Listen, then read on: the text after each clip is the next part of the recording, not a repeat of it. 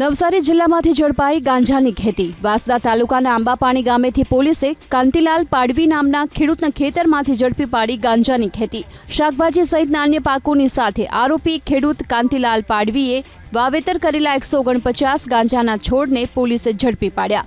પોલીસે 1,30,000ની કિંમતના 13 કિલો ગાંજા સાથે આરોપી ખેડૂત વિરુદ્ધ ગુનો દાખલ કરી વધુ તપાસ હાથ ધરી। ખેડા જિલ્લામાં માથાભારે શખ્સે તમામ હદ વટાવી પોલીસને જ દબાવવાનો કર્યો પ્રયાસ। મહેશ રબારી નામના વ્યક્તિએ ધરપકડથી બચવા વડતાલ પોલીસના પીઆઈને વોટ્સએપ પર ધમકી આપી, જેમાં તેણે લખ્યું કે હાય મહેશ રબારી, તારા ડરથી હું આત્મહત્યા કરીશ, જવાબદારી તારી રહેશે। આ અંગે તપાસ કરતા પોલીસને જાણવા મળ્યું કે મેસેજ કરનાર વડતાલના રબારીવાડામાં રહેતો મહેશ રબારી છે, જેની સામે ખેડા, અમદાવાદ ગ્રામ્ય, આણંદ અને નડિયાદની કોર્ટમાં અલગ અલગ કેસો ચાલી રહ્યા છે।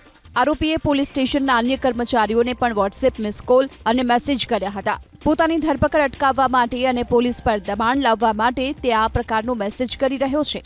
જો કે આ બાબતે વડતાલ પોલીસે બીએનએસની કલમ 226 હેઠળ ગુનો નોંધી કાયદેસરની કાર્યવાહી શરૂ કરી છે।